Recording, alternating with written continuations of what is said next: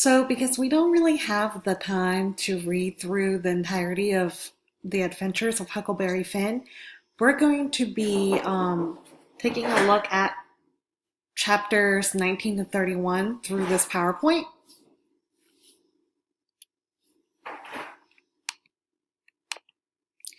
So, while you're watching this video or after you watch this video, get with a partner, and what you're going to do is you should find an envelope with a bunch of slips of paper. If you don't already have this on your desk, then raise your hand and ask me for one.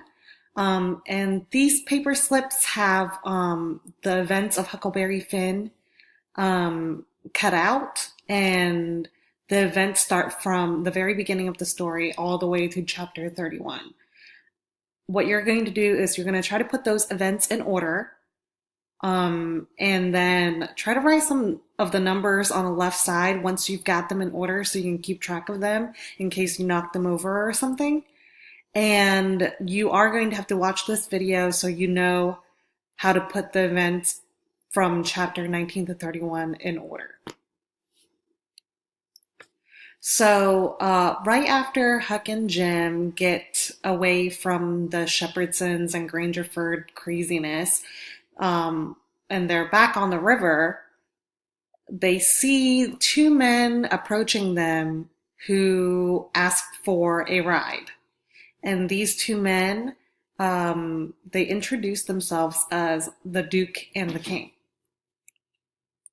So they look like they're kind of just guys on the run, but they're claiming to be royalty. And throughout this video, I will also give you some answers to the paper slip game and activities. So if you pay attention, this is number 15. If you're writing the numbers on the left side, this should be number 15 on the list. So the Duke and the King, they're not actually royalty. They are just runaways, and they're con men. So in a way, they're just scammers. They're trying a bunch of different scams to earn more money. And they find that the people in the South are very easy to trick.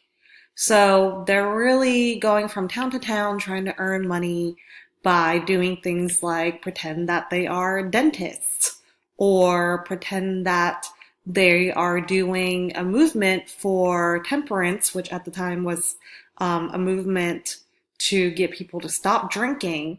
And it has to do with some religious revival too. So with that, they're able to go around and make and get collections of money, of donations. But to Huck and Jim, they try to pretend that they are actually royalty. The Duke says, the younger one, he says he's a Duke of Bridgewater. And the older guy, he says he's the rightful King of France, the runaway, even though we know that the King of France is a Dauphin, which means that he is actually supposed to be pretty young. And they're trying to convince Huck and Jim to treat them as royals, to get them to like be their servants, because they kind of see the two of them also as runaways. One a runaway boy, and the other a slave that could be earning the money in a different way. So they're trying to get these two to treat them as royalty so that the Duke and the King won't turn in Huck and Jim themselves. So this is an important quotation from Huck. Huck says, "It didn't take me long to make up my mind that these liars weren't no kings nor dukes at all, but just low-down humbugs and frauds. But I never said nothing, never let on, kept it to myself. It's the best way. Then you don't have no quarrels and don't get into no trouble. If they want us to call them kings and dukes, I had no objections, long as it would keep peace in the family. And it weren't no use to tell Jim, so I didn't tell him. If I never learnt nothing else out of Pap, I learnt that the best way to get along with this kind of people is to let them have their own way." So this kind of just shows how Huck is very smart. He's figuring out a way to get him and Jim to be as safe as possible. And to be honest, Jim probably also knows that these guys aren't kings or dukes either, but he's not going to just tell on these white guys, even if these white guys themselves are scammers and bad guys themselves. He doesn't want to get sold back to the South. So basically, Huck is playing along because he wants to keep the peace and the friendship, the camaraderie there. And he also has been taught that, scammers can be dangerous and sometimes you have to lie along with them for protection. And the reason why Huck is so protective right now is because he doesn't want Jim to get in trouble. Meanwhile, as they are hanging with the Duke and the King, they're still traveling from town to town in the South because the Duke and the King are trying to run more scams. So in one kind of really, really small town, they meet this guy who's called Boggs, and he is the town drunk. And this guy is being made fun of, but he goes to this man's house, Colonel Sherburn's house, and threatens him. Colonel Sherburn was like, if you don't leave by 1 p.m., I will shoot you. And Boggs did not leave, so Colonel Sherburn shot him, and Boggs died. And even though nobody actually likes Boggs, they all got really hyped up as a mob and wanted to go to Sherburn's to get retribution. And Colonel Sherburn kind of shames the mob who's coming around, and he's basically telling them that they're actually cowards because they would never ever actually try to hurt him in the daytime. They will wait until nighttime because that's the kind of guys they are when they can only be backed up by a mob of people, a crowd of people, and not come individually to fight him man to man. So that gives you a couple more answers to the paper slip activity. And then some of the cons that the Duke and the King run as they're going from town to town is that they are collaborating on these performances. They call themselves the Royal NONESUCH. And they're really trying to play on the South's ignorance, really.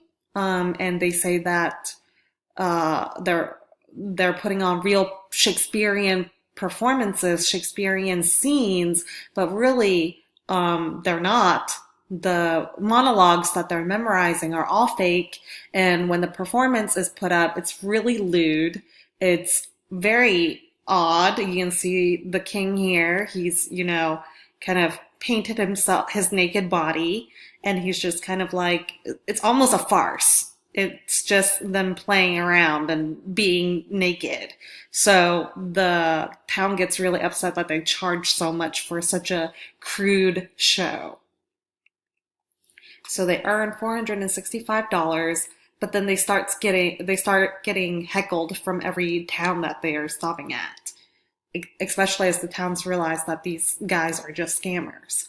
So the last scam that they run is that they pretend to be this really rich guy's brothers. All right, this rich guy is dead. His name is Peter Wilkes, and the king and the duke say that they are his brothers so that they can come and acquire his wealthy house, his mansion, his land, his estate, so that they can be rich in that way. And these brothers are coming back from a faraway place.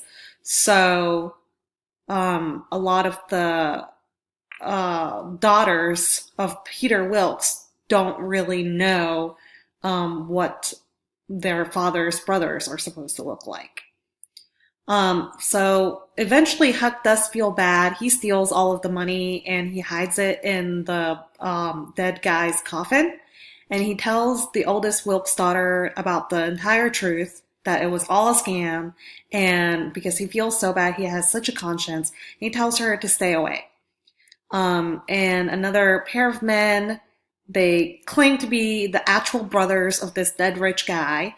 The entire town comes to dig up the corpse, to check on a tattoo, but they're all really distracted by all the gold that they find because Huck left it there.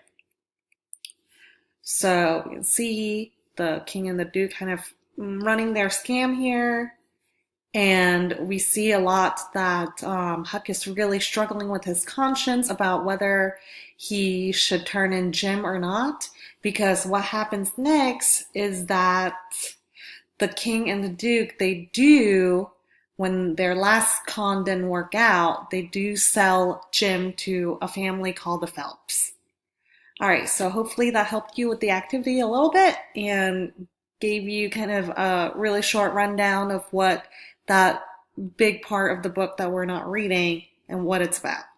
All right, talk to y'all later in person. Bye.